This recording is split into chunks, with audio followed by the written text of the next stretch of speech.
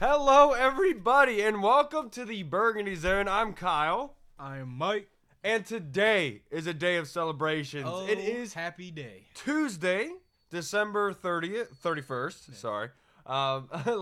Lapse of thinking there. The Redskins they fired Bruce Allen. The impossible has happened. And you know what that means? Now that Bruce Allen is gone, and Larry Hess, the leader, the head of the training staff of the medical department, gone. You know what that means? Come back, Trent. We need you back, son. Please come back. You saw Dwayne tweet at you. Woo! Hey, let me hot you real quick. Let me talk to you real quick. Like, please, Trent, I know you didn't like Bruce. I know your relationship with Dan. It's all good. Everything was good. You wanted the training staff gone. You pretty much got your wish. The other guys out that you didn't like I said, Bruce is gone. Hey, we still love you here. I'm just saying. AP still here. AP knows where Trent lives. AP knows Trent very well. If I was Dan, I'd send AP right down to Texas. Yep. Tell him to go talk to his boy. Yep. But that's not even the most exciting of the news that has come about. Ron Rivera has now signed a 5-year contract with the Washington Redskins to be the head coach. Yes, sir. At first, The riverboat. I was on the fence about this because my dream scenario was I would love to have Ron Rivera or Vic Fangio as a defensive coordinator and then go with a young up-and-coming offensive mind as the overall head coach, kind of like the Sean McVay and Wade Phillips setup in L.A. But I love this. Oh, yeah. Hearing about Ron Rivera, hearing that he loves challenges, he takes pride in challenges, that is what struck a chord with me. Yep. That is somebody that is able to come to D.C., knowing it's hard to win here, and saying, you know what, I don't care if it's hard. I'm going to get it done. I 100% agree. Would you wanted a sexier name like a Urban Meyer, even a Matt Rule out of Baylor's up-and-coming college coach? Of course, Eric Bieniemy, he's a hot name, OC for the Chiefs and Pat Mahomes. But the biggest thing that comes with Ron Rivera, which the Redskins have needed for the past 10, 15, 20 years, honestly. Accountability. Respectability. He is literally re-energizing the fan base just with this hire. And I feel like it's only green pastures on the horizon. Yeah, I'm right there with you. The Ron Rivera hiring reminds me a lot of the Terry McLaurin pick. At a position of absolute and total need, they got a high-character individual that went kind of under the radar at first. Nobody really coveted Ron Rivera until word got out that he was coming to Washington. And then all of a sudden people start saying, oh shit, we got to start firing our guys. We got to get Ron here. Unfortunately, they were late. I know that we had listened to Craig Hoffman, and so, look, I know I'm branching off of here right quick, but look, I want to get your idea on this. We heard Craig Hoffman this morning say that he thought Bruce Allen knew this was the end months ago. Mm-hmm. I don't believe him at all. I think he got hit. He was stabbed in the back by Dan, and we saw the aftermath of that after the game on Sunday when they were in the parking garage walking in separate directions. I think Bruce was hit out of left field. I think he was talking with D. Hall. Him and D. Hall were leaking the stuff out, saying he doesn't look like a guy that's getting fired at the end of the week and all that jazz. I don't think he knew about it at all. I'm kind of with you, but not as much. I feel like he knew because, like, obviously, if you hear the reports that have been out for the past month plus, everything's been leading up to Dan's making a change in the front office. Bruce might be out, blah, blah, blah, blah. I honestly think that I know J.P. Finley said that the Ron Rivera thing was pretty much a done deal in like a month and a half ago when we played Carolina. They were down there. They had talked to him then. They kind of like picked up discussions. But I feel like the Bruce Allen thing, I do think he got blindsided, but not as far as like getting fired all the way. Right. I think in his mind, he was probably like, I'm going to be removed from the football operations. Dan's my guy. It's my best friend. He'll keep me in the building as far as like the stadium guy, the business side of things. And everyone knows Bruce Allen's a weasel. He was going to weasel his way back in there somehow, some way, like he always has done for the past 10 years. But I do also, like I said, I do think that he got blindsided as far as just completely removed from the organization. Oh, yeah. I think that he had a fallback plan of, I'll still be here and I'll get my power back eventually. Now, Nope. Something needs to be said about D. Hall. Yeah. D. Hall twice this season has been incredibly wrong about two predictions. One, Trent will be back sooner rather than later. First off, why are you saying that? Did Trent tell you that? And you going live and going public with that, is that what stopped him from coming back? I think that he did tell him that, but the team was just so bad. And again, Bruce Allen was there. I don't even know if he really wanted to play under Bill Callahan at that point. Exactly. But then come here, last week D. Hall says Bruce Allen is not going anywhere. It doesn't look like somebody that's going to get fired. Now that, I'm just like 100% disagree. Where are you, D. Hall? Yeah. And secondly, okay, that's great. You're wrong twice. Your opinion means nothing to me anymore. Yep. You obviously have no idea what's happening. And we talked about it last broadcast. We thought it was kind of a weasel move for D. Hall to be sucking up to Bruce to try to get a job. Obviously, he's trying to get a job there. Look, you're not going to hate on anyone for trying to do what they want to do. But at the same time, stabbing the guys in the back like Trent Williams, AP, Jordan Reed, guys like that don't like Bruce, didn't like this training staff, and D. Hall's trying to love up to those guys to try to get a job. It's kind of a weasel move. Yeah, and look, that was my biggest problem with it. Obviously, you've been here for pretty much he's been here for all of Bruce's tenure. Yeah. And Bruce is the one that brought him in. Yeah, you've seen what I understand why he brought you in. He gave you like a second chance, like a second career in Washington, because coming out of Oakland, you was pretty much on like the downfall of your career. So I understand that part of it, and it is what it is. I also understand you want to get a job, so obviously you're going to try to suck up to your boss to like get higher up on the food chain. My problem with this is you've been here the whole tenure. You've seen what he's done to the franchise. You've seen how the fans react. You see how the other players that have been around him react. Like you said, it's a stab in the back. Yeah. And like you said, I want him no parts of the front office. If you want to go work in another front office or be a coach somewhere else, cool. More power to you. I have 100% respect for you. One of my honestly favorite Redskins in this decade. But I can't rock with that whole sucking up to Bruce Allen, trying to level up in the organization, get a role in the organization. No. Do it the right way.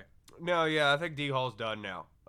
It's a foregone conclusion. But the crazy thing is, if Bruce does get picked up in L.A., I could see D. Hall going out to L.A. being a consultant or some type of DB coach. Without a doubt. And good riddance to him. I hope D. Hall does well. But maybe D. Hall was the source of all the leaks over the years. Yep. D. Hall was maybe the one that was getting stuff out. And I don't appreciate that. And look, I don't want to sit here and dwell on negative crap because right now I am the happiest, I am the most confident that I've been in the Redskins since I was a child. This is the start of a new beginning. Honestly, it's probably since 2012 I have not had this much optimism and just hope that maybe I might even see an NFC championship in my lifetime. I know they won a Super Bowl back in 90. I was 3 years old. I don't count that because I was 3 years old. I don't remember that. I just barely remember seeing them watching it on TV. But it gives me a little bit of hope that at the minimum, bare minimum, we can at least NFC championship game, let alone a Super Bowl. That would be amazing. It's been talked about that Dan had grabbed a group of outsiders to kind of consult him on where he should go with the organization. And I think obviously that led to Ron Rivera. These outsiders said this is the guy that you can build a foundation with. If you're going to make a culture change, Rivera is the guy, which was a smart move. I think it has Gibbs's handwriting all over it. And if that is the case, if Gibbs did consult Dan and told him, yes, go get Ron Rivera, I'm actually not as worried about Dan grabbing the control anymore.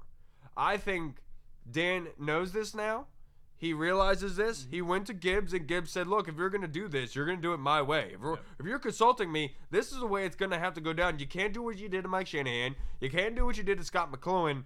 You give it to Ron. We're going to work like this with a relationship all the way through a normal organization. That's what's trying to get done. I am really optimistic about this move. Ron Rivera being one of the only people in the league, besides Joe Gibbs, I think, that could legitimately tell Dan Snyder to go kick rocks. Yeah. Especially if getting the love from Gibbs to get that hire, I think that gives that seal of approval that Dan can't go against. Yeah. And I really, really like this move for the Redskins, and I think there's brighter days ahead of us. Yeah, I mean, like you said, and Dan's even come out and said this, not even really him, publicly, but people that are close to him just said, and this is a known thing. If there's one person in Redskins history that can tell Dan, sit down, shut up, let me do this, it's Joe Gibbs. Yeah. And like you said, I do think Joe Gibbs was a part of the whole consultation thing with Urban Meyer and whoever else, maybe Alex Smith. But I do think that they got the most respectable, most high character, most very respected. Very respected. I go back to Gerald McCoy. played against Ron Rivera for his whole tenure in Carolina. Goes there this 1 year, plays for him for 12 games. Literally came out and said, Redskins players, you're about to get the best man / coach that's going to change your life around. And this is someone that's only played under 12 games under him. It changed his life completely. So 100% agree with the hire, and I could not be happier. I don't really care what Gerald McCoy has to say, to be perfectly honest with you. I loved Ron Rivera when he was a DC at Chicago. Yeah. I mean, just going back, it goes to like the the players love to play for him type shit, you know? It's just like, it kind of sucks because like at the same time, it's great that Gerald McCoy's saying that, but you have such a small time span, you can't really put that much validity into it. But you can also compare it to being in Tampa for all them years. He never said that once about any coach in But Tampa. I will say, there is one glaring fact that nobody can argue. And Dan Orlovsky stole this from me. As soon as Ron Rivera left the Carolina Panthers, you saw what happened to that team. There was no structure. Yep. There was no backbone. All there was Christian McCaffrey. That was it. They had nothing else. If Ron Rivera can elevate a team like that, which is what the Redskins have needed, by the way, they haven't had a red coach. Look, I've been a Jay Gruden guy. Yeah. Jay Gruden did not elevate them as an entire team. He elevated the offense, but he didn't elevate the entire team. Yep. Ron Rivera's mindset, the way that he coaches, the way that he wants to make men better. He wants to turn boys into men. He wants to make them a better human being. That is going to help the entire team. Yeah.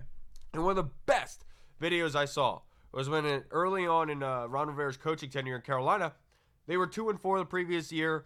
A player had gone to the media. And so Ron Rivera talked about how he didn't like how Ron Rivera came in, wanted to change things, quote unquote.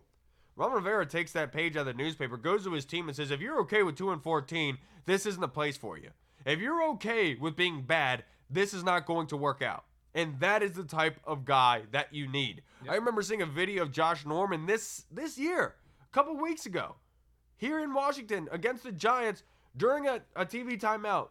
The entire defense is huddled up on the field. Josh Norman is over at the heater on the sideline, heating himself up. And then right before the play gets snapped, he runs onto the field. That is not a football family. That is not a football player. That's a guy that's not worried about football. It's a guy that's worried about staying warm. And that's why a lot of players, especially James Harrison, that think of the back of my head, that always said it was a mental aspect thing when it was cold and you wore no sleeves. Mm-hmm. Josh Norman is a soft dude. He is past his prime. And I don't care if he played well under Steve Wilkes or Ron Rivera. He's worn out his tenure, and I don't want him back. Look, I mean, I'm not going to kill a guy for trying to get warm because I hate being cold myself. Right. But if you're huddled up trying to, get, coaching calls and make changes and blah, blah, blah, you should probably be with the team. I 100% agree. And especially against the Giants that game, we were getting destroyed by Daniel Jones. I 100% agree, with Ron Rivera coming in, and I know the reports where Steve Wilkes was going to come in and be the DC. I don't think that's going to happen anymore. I think Cleveland's going to make him stay put. Yeah, Mike Silver, not Mike Silver. Garofalo. Garofalo is reporting that Wilkes is not expected to make the move over to DC. But do I think that if Josh Norman did happen to stay, which I don't think he will, because the cap hit and the money that we can save is going to be way too enormous and good for the franchise going forward. But if they did happen to let him stay, restructure the contract, which again, Josh Norman ain't taking less money. Yeah. But if the 1% chance did happen, I do think that Ron Rivera and whoever he hires as D coordinator could most likely get the best out of him. And they could be I'm not going to say his best Redskins year, but it would be behind his first year with the Redskins, 1A, 1B. Yeah. Which is what we need. We need a solid corner on the outside. I know Fabian Monroe is coming into that guy, but he has health concerns. And, yeah, I mean, we can always draft a cornerback going forward, but do I want to see Josh here? Probably not. But if he stayed, would I be mad? Probably not. The only way, and probably the only reasons why I would be okay with Josh being here, was if his play wasn't that good, but he was a phenomenal leader. Yeah. He was going to help these guys gel with Ron Rivera coming in because he has a history with him. I haven't gotten a lick of that from Josh Norman since he's been here. And I know guys will sit here and talk, oh yeah, he helps us at practice. He helps us at practice. That's fine. You know a leader when you see one. Yeah. You see by what they do. You know who's a leader and who's not, and that's not Josh Norman. And with his bad play and him not being a leader, no. Kick rocks. We're trying to change a culture here. We don't need another guy that's more worried about staying warm than winning football games, in my personal opinion. I don't care who you are. I don't care how much money you get paid. You get paid to be on that field. You get paid to be cold for 3 hours, 1 day a week. God bless, I cannot stand him. That is the epitome of the terrible Redskins moves. It's like literally he was the last one to get a big contract and then didn't really fizzle out. Yeah, but again, that goes always back to coaching again too. Yeah. I know like he's always been a take away half the field guy, zone guy. He came in here from day one. They wanted him to follow number one receivers, play man to man. That's not his game. That's why I said, would Ron get the best out of him because he knows him so well? Yes. Would I be mad if he stayed here? Nah. Would I be mad if he stayed here and played the way he's been playing? Yes. But would I be mad if he stayed here and boosted his play back up to the level of Josh Norman level? No. Because he's a veteran. He's a solid guy on the field when he's healthy and playing well. So, yeah, that's my part. This is where this is where you reward the guys for being great leaders. This is where you reward the guys for working their tail off, doing everything they can for your franchise in a bad time. And also, going back to that, in Carolina, he could have been a leader. He could have came here and been like, damn, this culture sucks so bad. And it could have morphed him to be like the selfish person he is now. Who knows? Because I never heard any of this stuff when he was in Carolina. So, I mean, I don't know. I know he might be past his prime. He's definitely lost a lot of speed. But I think if they can keep him in zone, cover 3 areas and kind of hide him, he might be all right. We went through this last offseason. I understand that, but guess what? You know what he's going to do? He's going to go to another team next year and be a Pro Bowler, All-Pro. No, he's not. All right, you say that now. Way in hell. I said whenever Josh Norman came into this team, he needed to be a zone guy, take away half the field or a third of the field, blah, blah, blah. From day one, they wanted him to play man-to-man, follow AB. I went to that Steelers game. They wanted him to follow AB around the whole field. AB is one of the fastest people in the league. Why do you have Josh Norman follow him? That goes back to coaching and scheme. So, again, like I said, Ron Rivera, his scheme, Josh Norman, cool. If he leaves, we save money, cool. That's all right, man. I don't want him here. I got to taste Josh over for 4 years, and I'm just not about it. Yeah. And look, I'm sure he's a great guy off the field. He went down and was helping the refugees down at the Mexican border, was handing out food. Great guy, dude. And went down to the hurricane down in Puerto Rico, was handing out food too. Great guy. But no, I don't want you on my football team. I'm sorry. You just don't show the leadership of a football player for me to be able to grant you the ability to. Everyone's not a leader, though. Just because you get paid the most money don't mean you got to be the leader. Exactly. But what I need is if I'm going to have a veteran on my field, it has to be a leader. It has to be somebody. I mean, also a lot of the younger players are always kind of like, hey, he's the leader in our room. He's the undisputed cornerback leader of the room. And it's not a good leadership. Yeah, I'll give you that. I can give you that. I'm just saying, you can't force a guy to be a leader. Look at Eli his whole career. No one forced him to be a leader. He's going to be a Hall of Famer. He just did his job. I wish Josh Norman would have just shut up and did his job. That would have made things a lot more, like, probably easier on his life as far as social media, people killing him, but, No, I just don't. I didn't like Josh 2 years ago. I didn't like Josh last year. I don't like Josh again this year. I am tired of it. I'm ready to move on. I think we need to bring in a new culture, especially in the secondary there. And you were trying to do that by bringing in Landon Collins. But by keeping Josh Norman, you kind of keep the old mindset there. And by standing over at the heater, waiting to come onto the field, that's not the mindset you want to bring in. You want dogs on defense. You want dudes that just say, all I want to do is sack the quarterback and get zeros on the scoreboard for the opposing offense.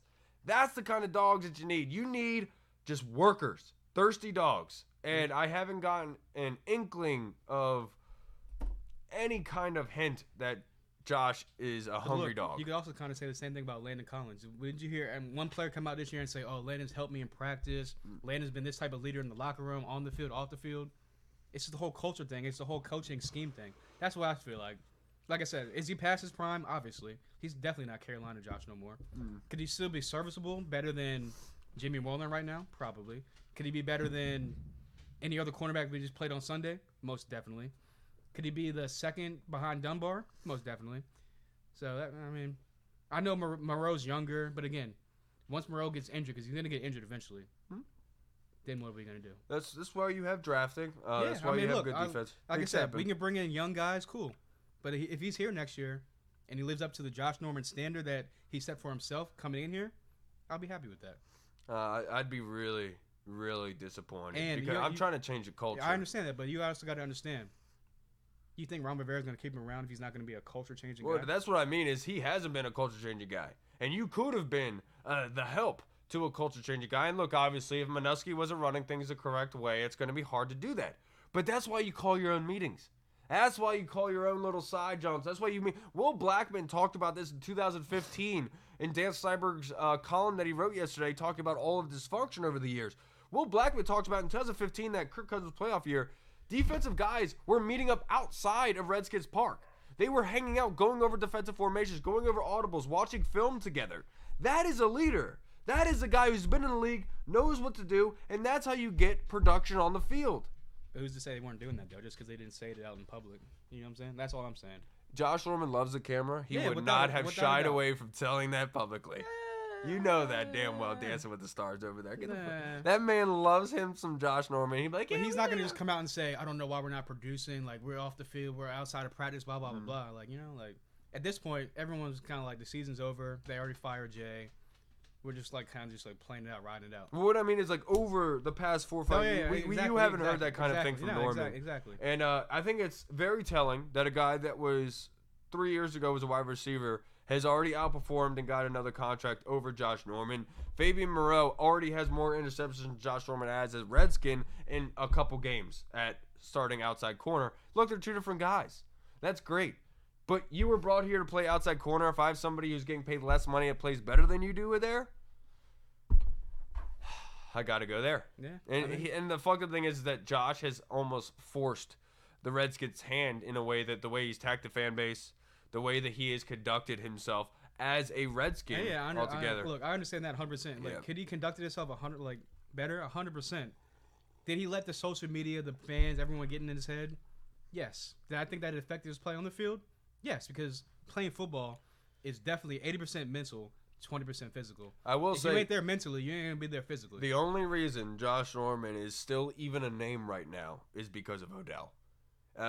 His days at Carolina have long been gone, and it was being said then when he was getting picked up by the Redskins, that's just the defense. That's a really good defense. He was just a good piece there. If you take him out and put him on another team, he's going to be a different cat. But that was also the front seven was helping him do what he did in Carolina. Right. So coming in here, you thought, oh, we got a nice, pretty much, not obviously Carolina front seven, but we got a pretty good front seven. The Alabama guys, Ioannidis, linebackers are mediocre, but it is what it is. So that's why everyone kind of figured, all right, he'll fit. But when you come in from day one and they say, hey, go follow AB, hey, go follow Odell around the field, that's going to be problems off break. So, I understand. He did not live up to the contract. His name coming from Carolina, his play on the field was horrible for the most part. I understand completely. I just feel like with an actual defensive-minded, smart coach, not Minuski, I'm not even going to, keep mentioning Rivera because he'll have his fingerprint on the defense, but it'll really be the defensive back coach / D coordinator to work with him. I just think that he can get back to 80% of Josh Norman level. But again, if he's not here next year, I'm not going to be like, oh man, no, they got to bring Josh back. No, honestly, the only way that I would be okay with Josh returning as a Redskin is if he made the move to safety. That's the only way that I'd be okay with it. He lost his step. He doesn't have the footwork anymore. I would rather see him over Monte Nicholson. I'm pretty much done with him. You want to say you're done with somebody? I'm done with Monte Nicholson.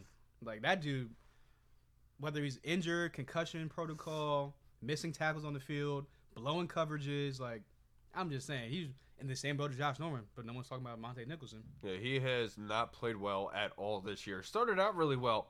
Played well with DJ Swearinger, but lost his way since then. And he's a big question mark coming out this offseason, given the fact of his legal trouble that he could possibly be in with the girl that passed away at his house recently. So that's a question mark in itself.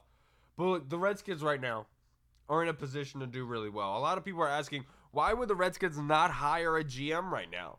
Why would they hire a head coach before a GM? The 49ers did this with Kyle Shanahan. Kyle Shanahan picked John Lynch to be his GM. And the Scouts, their season starts in May 1st. Their season ends in the draft. So that's their season. You can't really just throw away all the Scouts right now. That's why they're waiting for the GM role. They most likely are just going to promote Eric Schaefer, possibly Kyle Smith, promote one of those guys to kind of exchange one another. But that's why it's not happening right now, because they've already put in a bunch of work in the offseason. They have another offseason to go, another 6 months to go till we get to draft time. That's when they're going to make that move. Yeah, no, I 100% agree. I don't really got to it's not really a big deal to me that they're not hiring the. And the scouts did a GM really as of good right job now. the past 2 drafts. Yeah, exactly. The scouts have done a great job. Kyle Smith has done a great job with the scouting department the past 2 drafts. I'm not really, like I said, it's not a big deal to me. They don't hire a GM yet. Yeah, because Rivera wants to have like personnel control on like the 46-man roster, game day roster. Yeah, He it's wants so to have- weird because reports, we were talking about this before, the Yeah. reports right now are here. Yeah. We're hearing that Rivera wants total, complete control, draft day, everything. Then we're hearing, oh, no, he only wants control of the 46-man roster the day of a game and then be able to talk to the GM, the owner, in case him and the GM have a discrepancy with structure in And the look, roster. That structure, that power structure, honestly, that works for me. Yeah. Like, if you have a problem with someone, hey, Dan, this is my presentation. This is why I believe blah, blah, blah, X, Y, Z. This is why he believes X, Y, Z. The reason why I think that's happening, I talked about it with you yesterday. I thought it was because back at Carolina, it almost seemed like Ron Rivera would get in disagreements with Gettleman about where they'd go with the roster, and Rivera couldn't go to ownership and say, "Look, man, he's screwing things up." He didn't have that ability. I think that's what he's trying to maneuver here in Washington. My one thing about like Dan has a final say, like between him and the GM, like disagreement.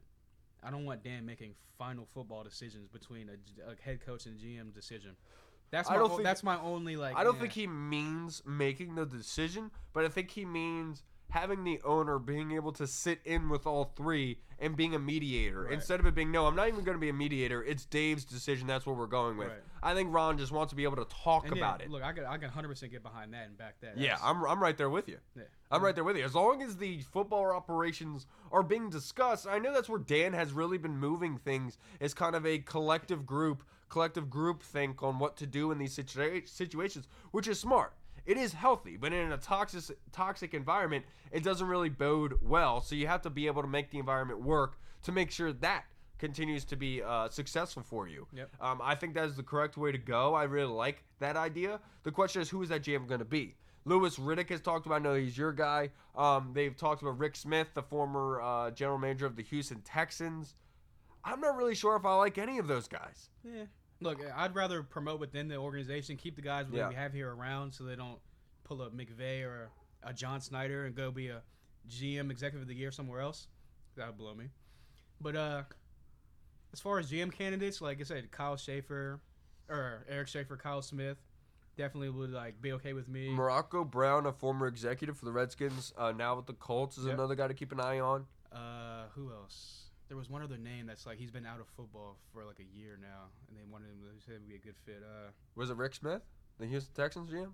It might have been. Yeah, I think it was because he's like the one thorn everyone's throwing in there. But a guy close to Urban Meyer, I don't remember his name 100%, but I think it's like Hurdley or Herney or something like that. But it's Urban Meyer's old guy. He was in town yesterday, and he was actually meeting with the Redskins. So that's another avenue that they could go down.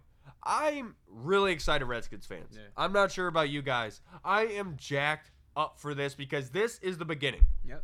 The days are going to get a lot better. I can actually say going forward, I know he had a 5-year contract, and I know Dan's been like actually pretty good as far as like keeping coaches, like if not to the end of their contract, like the 4th year of the contract before the 5th. And I actually do think that with the 5-year plan that he has in place, hopefully Dwayne Haskins would pan out. If not, that would be a big factor in it. But if Dwayne can play like he did the past game and a half before he got injured and build on that with Kevin O'Connell keeping him here, I think that Ron Rivera within year 3 would have us playoff contender, 10-11 wins every year, on the verge of Super Bowl contenders.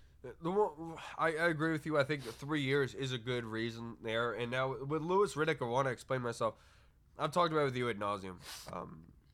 Louis Riddick, throughout the season, made sure that he was very public with how well the Redskins job looked. And he was publicly advocating to get that job. And look, I have nothing wrong with that. He wants to have a job back in the NFL. I mean, not only that, he wants to be important. Other than Ron Rivera, what coaches or GMs or any football person you've ever heard, I wouldn't mind taking that job. I wanted to go to the Redskins. I want to turn them around, just like Rivera. Yeah. I want to turn the team around. I want to make them great again. So that's the only thing I was like, you know what, Lou Riddick, I got no problem with him being the GM. I'm all aboard with that mindset 100%, but the kind of feeling that I'm getting from Louis Riddick is I just want to get the hell out of here. Yeah. I want to get back into the league. I want to feel important again, and I'll do whatever I need to do that. And look, he already had his stint here in Washington. He had his opportunity in Philly. The Raiders overlooked Louis Riddick and went for Mike Mayock. I like Louis Riddick. I do not love him, and it scares the shit out of me that he was advocating for the Redskins job while he was a color analyst, because that is just a Bruce Allen 2.0 to me. That's Vinny Serrato 3.0, and it's just another yes man that'll do whatever Dan wants. What I wanted was somebody like Ron Rivera, a big ball, BDE, big dick energy. I wanted somebody like that who would tell Dan, no, I don't like what you're saying. I don't care if I get fired. Fire me. I don't care. That's wrong. And that's why I think Louis Riddick would be not a perfect fit, but a good fit, because you don't think he's going to listen to Ron Rivera? Like, he's already said ad nauseum how much he's respected, like Ron Rivera. He's the top coach in this league, blah, blah, blah, blah, blah, blah, blah, blah.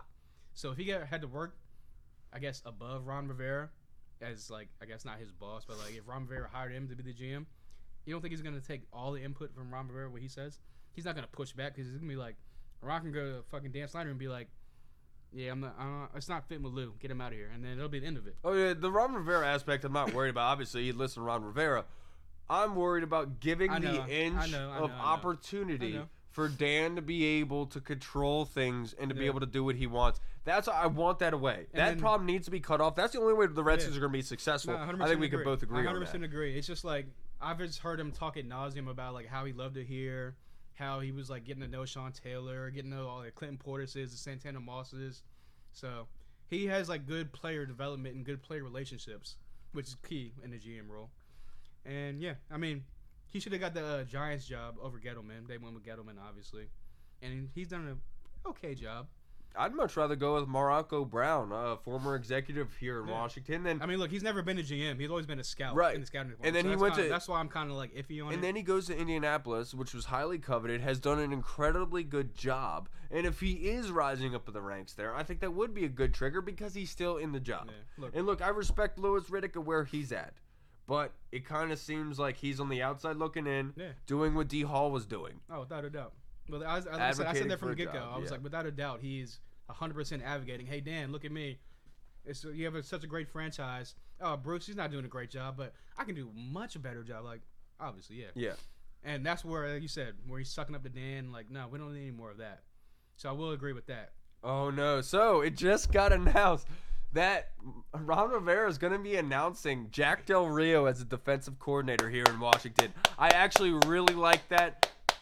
Jack Del Rio going back to his days in Jacksonville was a fantastic defensive coordinator. It's actually funny now. That actually does get a little bit more credence to Lou Riddick, because Lou and Jack Del Rio work together on NFL Live every single day. Yeah, I don't want to hire NFL Live to come here and run the goddamn organization because I hate ESPN.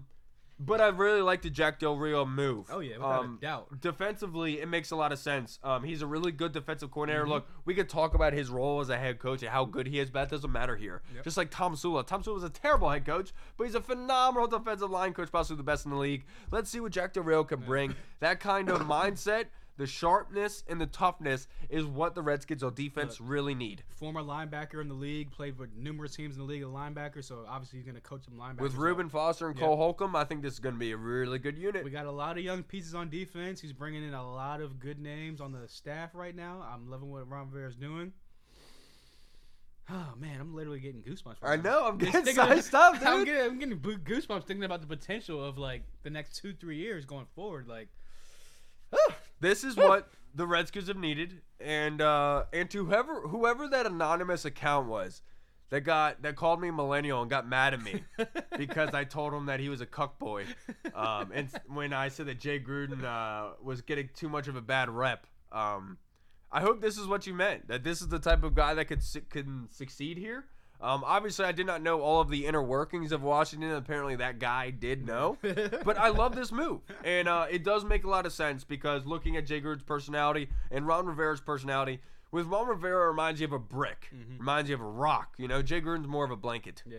He's like a Play-Doh. You can mold him into what you want him to be. Ron Rivera's, no, this is what I am. You don't like it, get it. Yeah, former military background. Again, you guys remember the Chicago days, the mid-2000s. Those were Ron Rivera's defenses there in Chicago. With Brian Urlacher. Lance Briggs. Oh, what a team that was. I absolutely I want that here in Washington. Mm-hmm. I want that here in Washington. The biggest issue that I have is I see Redskins fans saying stuff online like, I want Louis Riddick because he believes in Dwayne Haskins. That is the most stupid and dumb thinking. Look, I'm all okay with you giving me reasons why you like Louis Riddick. That's fine. But don't sit here telling me it's because of Dwayne Haskins. No, that's another suck-up That's job. the problem we got into in 2013. Yeah, that's another suck-up job. Oh, I can definitely. Oh, he's a great quarterback. Oh, he's the future. Well, like, no. You should not be hiring your general manager because he really likes the quarterback. Right. Who are you, Dan Snyder? No, that's not how things are done. You get the best general manager to make a winner. It doesn't matter about the quarterback. Just because you don't like what he might have to say about your quarterback does not mean he doesn't know what he's talking about. Exactly. That's how you get these very bad cultures that you have brought here in Washington. Yep. God damn, I cannot stand the Redskins fan base. Cannot stand them sometimes. Yeah, there's a bunch of questionable people in the fan base. I'm not gonna It's lie. ass backwards thinking, and it doesn't make any sense. Look, I really like Dwayne. I hope Dwayne does boom and become a baller and really does do well for that first overall pick, and I've called him a bust. Please prove me wrong, Dwayne. Prove everyone wrong. It was a because- mistake drafting you in the first round. Yeah. It should have been a third round like the Redskins scouts had told Dan. That's where it should have been, was the third round. That's where it makes the most sense. Prove me wrong, Dwayne. Look, Please. and I think that going forward, if they've retained Kevin O'Connell, and all reports are saying that they are going to keep him going forward, obviously continuity in the NFL and a quarterback is huge. Whenever Kevin O'Connell started implementing game plans tailored toward Dwayne Haskins, you see what he did. I know there was like crappy defenses he's going against, but those are also division opponents you're going to see twice a year, every year going forward. So that bodes well. I just think that, like you said, we need to bring someone in that's going to evaluate Dwayne and be like, he is or he isn't. And if he's not, get ready for that draft in 2021 with a lot of big-name quarterbacks coming out. Which is what the problem was in 2013. Everyone said Jay's being brought here for RG3. Well, Jay got here and said, dude, this guy, you can't run an offense with him, a good offense with him. Yep. Oh, you're an idiot. You're racist. Get out of here. That's the kind of thinking that hiring people for a quarterback does to you. Yeah. When you might not like the product that much, bud. You might want to worry a little bit. Worry about the team first. Now, I want to get it. I think one of the first things Ron Rivera should do is extend Brandon Sheriff. Yeah. When he was at the end there at Carolina, they had a very bad offensive line. They could not protect Cam Newton. That's what led him being injured multiple years and his play being down. Let's make sure that Ron Rivera has that here in Washington before he even gets started. Yeah. Let's extend Brandon Sheriff. And you tell Sheriff, hey, man, I know we're going to give you this contract. We're just going to take a little bit off so we can push something to Trent. Would that be okay for you? Then take that extra money, go to Trent and say, hey, bud, Bruce is gone. Larry's gone. Would you want to come back? I have some money for you. He would be able to do that, shore up that offensive line for Ron Rivera. And because, look, Redskins fans, I don't care who you are. I heard you talk all season about how bad Brandon Sheriff was, and I get it. It was more Morgan Moses this year. I get it. I 100% get it. But guess what? You guys were the same douches that were complaining about the offensive line for Dwayne Haskins all year long. And then want to sit here and don't want to pay Brandon Sheriff because he's not that good. He's not as good as the guys up there. We're not in a position to sit there and tell him he's not. Yeah. Pay that man. Let's make the offensive line good for Ron Rivera and Dwayne Haskins. Protect the investment. And look, outside of all the penalties, because he was like the highest penalized guard or lineman in the league, but definitely at guard. But again, a lot of that goes to his right tackle next to him. Is he not getting his blocks? Is he not getting enough leverage? Blah, blah, blah, blah.